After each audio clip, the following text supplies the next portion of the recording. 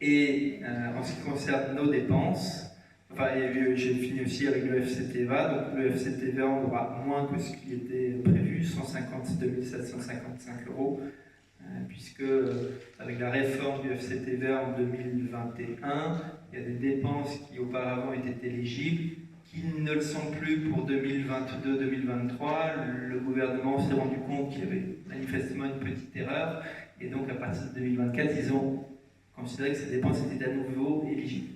Mais ce qui nous concerne, pour l'instant, elles ne le seraient pas. Est-ce qu'il y a des questions? Oui, Philippe. Oui, effectivement, deux groupes de questions liées à la non-récupération du fonds de compensation de la TVA. C'est 152 750 euros et 68 centimes. Alors, si j'ai bien compris, ça vient essentiellement de ce qui n'a pas été pris, enfin, qui était éjecté de la loi, c'était le terrain artificiel. Et donc, j'ai essayé de comprendre, parce que 152 000 euros, ça fait un petit peu beaucoup quand même. Comment on est arrivé là? Donc, c'est une loi qui a commencé à s'appliquer en 2021. Voilà, en recherchant un peu, déjà en 2022, là, j'ai trouvé un sénateur qui s'émeuvait de la chose. À l'époque, il avait fait une intervention au ministère de la Cohésion des Territoires. Et puis, bien sûr, ça a continué et ça a été remis au budget de l'an dernier avec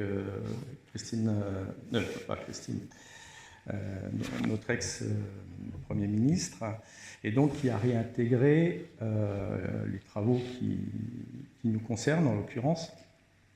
Et c'est paru finalement au bulletin officiel, la loi de finances 2024, c'était voté le 29 décembre et adopté en janvier. Donc ça faisait 3 ans que ça existait, et là où je suis un petit peu embêté, c'est par quel processus on en est arrivé à inscrire une somme aussi importante au budget, alors qu'elle n'aurait pas dû être, tout simplement parce que la loi s'appliquait.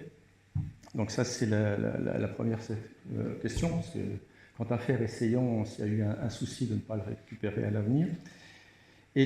Alors ça, c'est pour le passé, on va dire, mais aussi ça va avoir des impacts, parce qu'en fait, c'est tout le complexe sportif qui a besoin d'argent.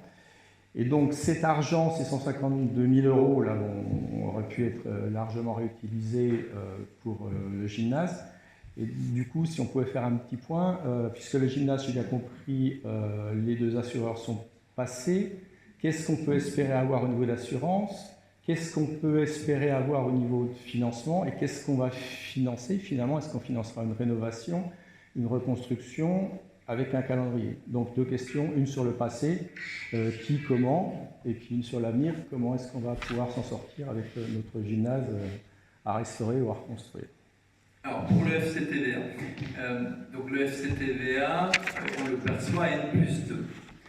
Ce qui fait que la difficulté par rapport aux dépenses qui n'étaient plus éligibles et qu'à l'époque personne n'a vu, elles sont apparues en fait en 2023, véritablement. Là, j'ai eu une intervention d'un sénateur en 2022. Oui, mais tu te doutes bien que des interventions de sénateurs, il y en a plusieurs milliers par an. Tout le monde ne scrute pas. L'AMF 29, comme les autres associations d'élus locaux, s'en sont aperçus principalement au cours de l'année 2023. Donc nous, les dépenses de 2022 qui étaient de toute façon engagées, eh bien, quand bien même nous l'aurions vu, ça ne change rien, si tu veux. Elles n'auraient pas été pour autant éligibles.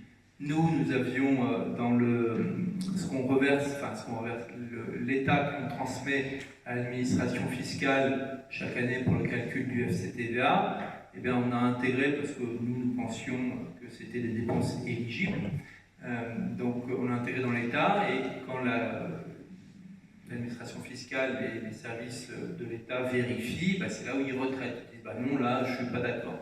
Donc sur cette dépense d'aménagement de terrain, ils ont effectivement dit que ce n'est pas éligible, compte tenu des critères applicables depuis 2021. Okay, et c'est ce que je disais tout à l'heure, le gouvernement s'est aperçu qu'il y avait manifestement une incohérence, et donc à partir de 2024, pour les dépenses, ça redevient éligible.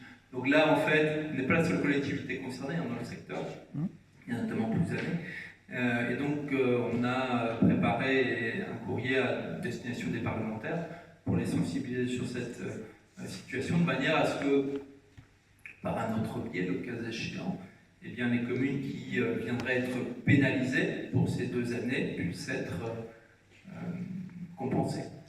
Alors sur ce point-là, il y a une question au gouvernement d'un autre sénateur, qui était M. Longeau, sénateur centriste du Doubs. Et la réponse du ministre de l'économie, alors je vous la fais courte, juste la conclusion est très claire.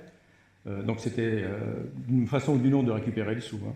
Néanmoins, la mise en place d'une extension rétroactive des dépenses d'aménagement de terrain occasionnerait un coût évalué à plus de 750 millions pour les 3 exercices 2021, 2022 et 2023. En raison de ce surcoût qui déstabiliserait le bon équilibre de la réforme, le gouvernement n'a pas souhaité mettre en œuvre de mesures rétroactives à titre de l'inclusion des dépenses d'aménagement des terrains dans l'assiette. Donc ça, c'est paru le 22 février de cette année au journal officiel. Donc on peut prier, mais manifestement, le ministre a déjà répondu qu'il ne rétrocéderait rien. Et en plus, il cherche depuis plus de 10 milliards. Donc... Le ministre, peut-être, mais il n'y a pas que le ministre qui dispose d'enveloppes et de fonds. Les services de l'État, les services déconcentrés ont aussi des enveloppes qu'ils peuvent distribuer. Et s'ils s'aperçoivent qu'il y a une inégalité, peut-être qu'on peut espérer, je ne sais pas. Espérons.